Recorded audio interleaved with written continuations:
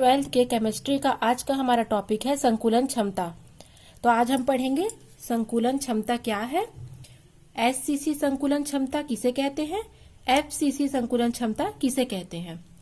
तो सबसे पहले हम पढ़ेंगे संकुलन क्षमता या संकुलन गुणांक किसे कहते हैं, उसकी परिभाषा देखेंगे। पैकिंग इफिशियंसी और पैकिंग फ्रैक्शन। परिभाषा हो जाएगी, किसी क्रिस्टल जालक की संकुलन क्षमता कुल उपलब्ध स्थान का वह प्रतिशत है जो अवयवी कणों द्वारा भरा जाता है, अथवा क्रिस्टल जालक में अवयवी कण क्रिस्टल जालक के कुल आयतन का जितना भाग घेरते हैं उसे क्रिस्टल जालक की संकुलन क्षमता कहते हैं। मान लीजिए ये एक ठोस है, ठोस क्रिस्टल जालक है और इसमें बहुत सारे अवयवी कण हैं जिनसे मिल करके ये क्रिस्टल जालक बना हुआ है। तो यह अवयवी कण के बीच में आप देख सकते हैं रिक्त स्थान है। इन रिक्त स्थानों अर्थात इन अवयवी कणों द्वारा घेरा गया जो स्थान होता है या जो प्रतिशत होता है उसे ही हम क्रिस्टल जालक की संकुलन क्षमता कहते हैं। किसी पदार्थ में उसके अवयवी कणों द्वारा घेरा गया स्थान उस पदार्थ का आयतन कहलाता है। इस प्रकार इस क्रिस्टल जालक में इन अवयवी कणों द्वारा जितना प्रतिशत मात्रा घेरा जाएगा वह उस क्रिस्टल जालक का संकुलन क्षमता कहलाएगा। अब हम इसके बारे में थोड़ा और पढ़ेंगे। मान लीजिए क्रिस्टल जालक की एक इकाई को एकक कोशिका या यूनिट सेल कहते हैं और यह यूनिट सेल एक घन की आकृति की होती है, एक घन के समान होती है, अर्थात एक भुजा, दूसरी भुजा और तीसरी भुजा तीनों एक समान होती है। तो किसी घन का आयतन क्या हो जाएगा, भुजा का घात 3 या भुजा क्यूब। तो यहाँ पर तीनों भुजाओं को a माना गया है तो a क्यूब हो जाएगा। इन अवयवी कणों की व्यवस्था के आधार पर एकक कोशिकाएं 3 प्रकार की होती हैं। पहला है आद्य या सरल एकक कोशिका या एससीसी, दूसरा है फलक केंद्रित एकक कोशिका या एफसीसी और तीसरा है अंतः केंद्रित या बीसीसी। तो सरल एकक कोशिका में अवयवी कणों की संख्या 1 होती है, फलक केंद्रित में 4 होती है और अंतः केंद्रित में 2 होती है। इसके बारे में हम आगे देखेंगे। तो इस प्रकार से हम संकुलन क्षमता का सूत्र देखेंगे। तो संकुलन क्षमता बराबर अवयवी कणों का कुल आयतन अपॉन एक एकक कोशिका का आयतन इंटू 100। मान लीजिए आपको एग्जाम दिलाना है, एग्जाम आपका 200 नंबर का है, आपको 180 नंबर मिले हैं, तो आप कैसे निकालेंगे प्रतिशत, इसका मल्टीप्लाई 100 से कर देंगे तो कितना आ जाएगा 90%। सेम यही प्रोसेस संकुलन क्षमता की परिभाषा में आपको करनी है। यहाँ पर एक क्रिस्टल जालक में जितने अवयवी कण होते हैं उनका कुल आयतन लेंगे और एक एकक कोशिका का संपूर्ण आयतन इंटू 100। ये सूत्र आपको याद करना है, तब आप संकुलन क्षमता ज्ञात कर पाएंगे।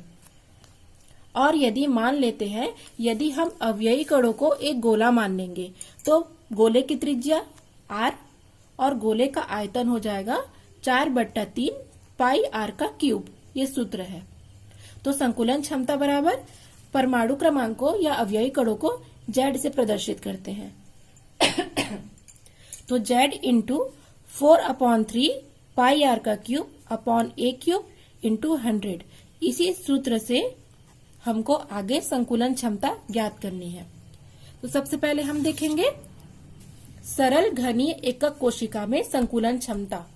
किस प्रकार से हम सरल घनीय एकक कोशिका या एससीसी में संकुलन क्षमता ज्ञात करेंगे। तो हमको पहले भी पता है कि सरल घनीय एकक कोशिका में अवयवी कण घन के 8 कोनों पर स्थित होते हैं। ये सारे 8 कोनों पर अवयवी कण उपस्थित होते हैं।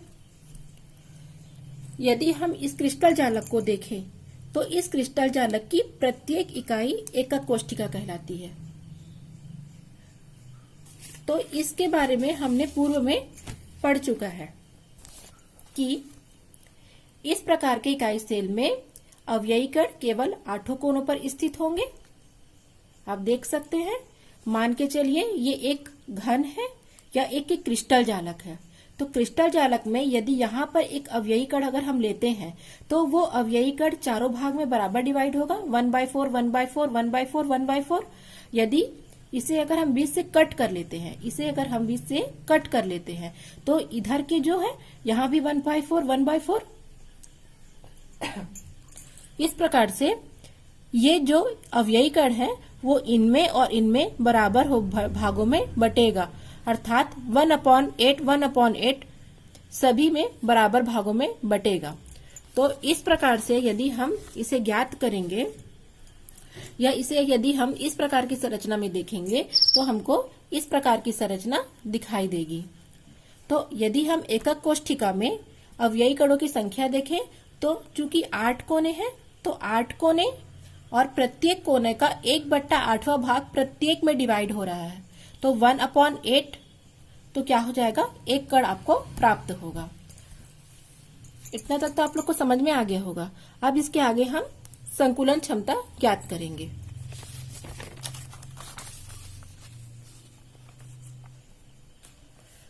मान लीजिए ये एक घन है, सरल घनीय इकाई है। यहाँ पर प्रत्येक कोने पर एक एक गोला है। सरलता के लिए यहाँ पर केवल 2 गोले का वर्णन किया गया है। प्रत्येक गोले की त्रिज्या r है और उसकी भुजा a है। तब यदि प्रत्येक गोले की त्रिज्या को यदि r लेंगे तो 2 गोले लिए गए हैं, तो दोनों गोलों की त्रिज्या होगी 2r। तो a भुजा बराबर हो जाएगी 2r।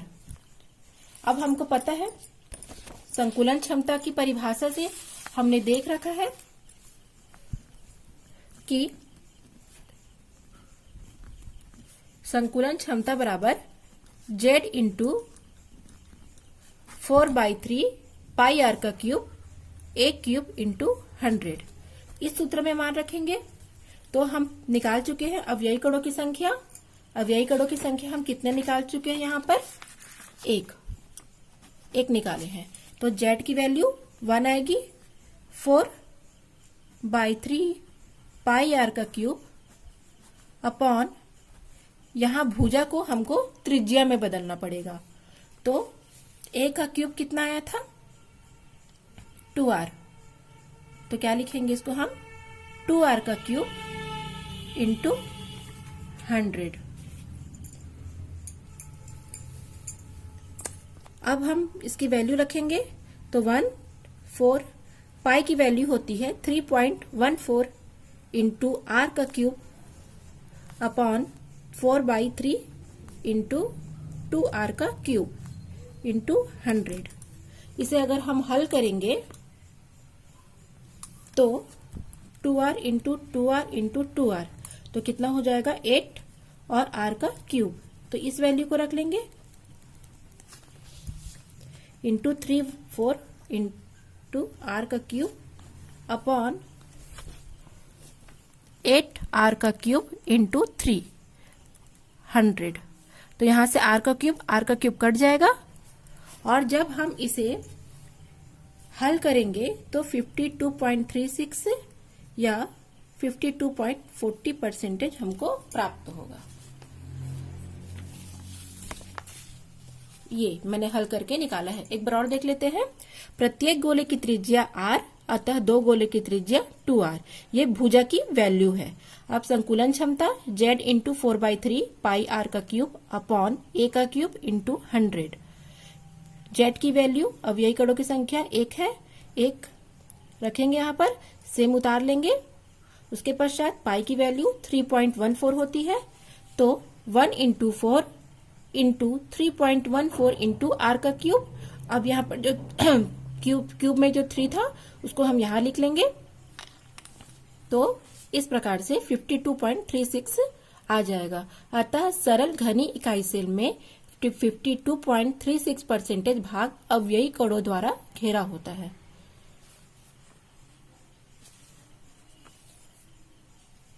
अब इसके बाद हम फलक केंद्रित एकक कोष्ठिका के बारे में पढ़ेंगे। तो फलक केंद्रित एकक कोष्ठिका में अव्ययी कण 8 कोनों के अलावा 6 फलकों के केंद्र पर भी स्थित होते हैं। जैसे ये एकक कोष्ठिका है, ये एक कोष्ठिका है, तो इसके 8 कोनों पर अव्ययी कण उपस्थित होंगे और फलक के केंद्र में 6 फलक होंगे, 1 2 3 4, इधर 5 और पीछे 6। इस पर क्या होंगे, एक एक अव्ययी कण होंगे। और यदि इसी एकक कोष्ठिका को आगे की ओर बढ़ाया जाए तो अब हम ये देखेंगे कि यह जो अव्ययी कण है इसका 1/2 भाग इस एकक कोशिका में और इसका 1/2 भाग इस एकक कोशिका में बराबर भागों में विभाजित हो जाएगा। तो अब हम एकक कोष्ठिका में अव्ययी कणों की संख्या देखेंगे। तो चूंकि 8 कोनों पर है तो इस अव्ययी कण का 1/8 भाग प्रत्येक में बराबर भागों में बढ़ जाएगा। तो 8 कोनों पर इंटू 1/8 भाग बराबर 1 कण। उसी प्रकार 6 फलक है तो 6 फलक में प्रत्येक क्या हो रहा है, 1/2 भाग में विभाजित हो रहा है। तो यहाँ पर क्या हो जाएगा, 1/2, तो 3 कण। अब कुल कणों की संख्या यहाँ पर 4 आपको प्राप्त हो जाएगी। यहाँ पर जो संरचना दी है वो ये दर्शा गया है कि एक यूनिट सेल या एकक कोशिका में यदि एक अव्ययी कण ले रहे हैं तो उसका आधा भाग एक एकक कोशिका में और आधा भाग अगले एकक कोशिकाओं में चला जाता है। जैसे इस एग्जाम्पल से समझेंगे तो मान लीजिए एक दीवार है, दीवार के दोनों तरफ कमरे बनाए गए हैं। उस दीवार में यदि एक फुटबॉल रखा जाए तो उस फुटबॉल का आधा हिस्सा एक कमरे में और आधा हिस्सा दूसरे कमरे में विभाजित होगा। तो अब हम फलक केंद्रित एकक कोष्ठिका का संकुलन क्षमता ज्ञात करेंगे।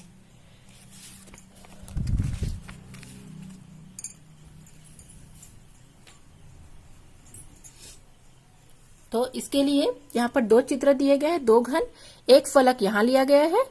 तो इस फलक में देख रहे हैं चारों कोनों पर एक एक अव्ययी कण है और उसके फलक के केंद्र पर एक अव्ययी कण है। तो प्रत्येक की भुजा हम A लेंगे और यहाँ पर आप देख सकते हैं ABC एक समकोण त्रिभुज है। तो ये वाला हिस्सा कर्ण कहलाता है, ये वाला हिस्सा लंब और नीचे का आधार कहलाता है।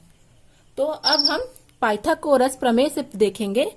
तो पाइथागोरस प्रमेय लगाएंगे तो त्रिभुज समकोण त्रिभुज ABC में कर्ण का स्क्वायर इक्वल टू आधार का स्क्वायर प्लस लंब का स्क्वायर। तो ये वाले में ये कर्ण है AC का स्क्वायर, ये आधार है AB का स्क्वायर और ये लंब है BC का स्क्वायर। तो AC का स्क्वायर इक्वल टू प्रत्येक की भुजा समान है तो A square plus A square. तो टोटल कर लेंगे तो 2A स्क्वायर। अब यहाँ से स्क्वायर को हटाएंगे तो 2A स्क्वायर और अंडर रूट लग जाएगा, क्योंकि स्क्वायर हटता है तो अंडर रूट लगता है। अब देखेंगे तो चूंकि AC बराबर 2 तो अंडर रूट में ही रहेगा और A स्क्वायर रूट हट जाएगा तो A आ जाएगा। इसको समीकरण 1 दे देंगे। और हमको पता है यहाँ पर प्रत्येक की त्रिज्या R है, इसकी R, ये R प्लस R और R। तो टोटल कितने हो गए, 1 2 3 4R। तो AC बराबर भुजा उसकी त्रिज्या R होगी 4R। इसको समीकरण 2 दे देंगे। आप समीकरण 1 और 2 से देखेंगे तो AC बराबर AC, दोनों की वैल्यू बराबर है, मतलब ये वैल्यू भी यहाँ पर बराबर ही होगी। तो एक तरफ 2A लिखेंगे और एक तरफ 4R लिखेंगे। अब इसको हम सॉल्व करेंगे। तो A equal to 4R upon root 2। अब इसको हल करेंगे तो A equal to 4R upon root 2। तो रूट 2 को हल करने के लिए रूट 2 अपॉन रूट 2 से गुणा करेंगे। क्योंकि √2 की वैल्यू होती है हाफ। यदि x इंटू √x है तो इसकी वैल्यू x होगी, अर्थात x half into x half equal to x होगी। इसीलिए यहां पर √2 से इसको गुणा कर देंगे, तो यहां पर क्या हो जाएगा 4r √2 और रूट हट जाएगा तो 2 आ जाएगा। अब देखेंगे इसको हम इस प्रकार से व्यवस्थित रूप में लिख सकते हैं, a इक्वल टू 2√2r। अब हम संकुलन क्षमता ज्ञात करेंगे, तो संकुलन क्षमता का सूत्र लिखेंगे z इंटू 4/3 पाई r का cube upon a cube into 100। अब इस सूत्र में यदि हम मान रखेंगे तो क्या हो जाएगा, अवययी कणों की संख्या हमने 4 निकाल लिया है, तो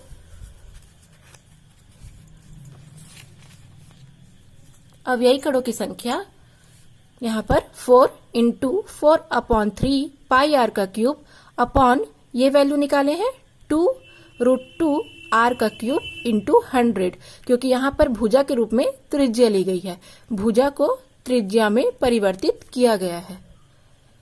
अब इसे हम अगर सॉल्व करेंगे तो √2 को 3 बार इंटू करेंगे, तो यहाँ पर 2 2 जा 4 2 जा 8 और ये √2 हट के 2 हो जाएगा और यहाँ पर √2 r का क्यूब हो जाएगा, तो कितना आएगा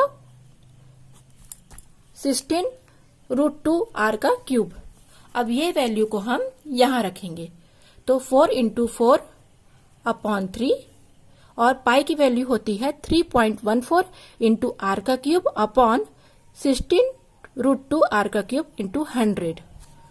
अब इसे हम सॉल्व करेंगे तो हमको 74% प्राप्त होगा, अर्थात फलक केंद्रीय घड़ी सेल में 74% भाग अवययी कणों द्वारा घेरा होता है।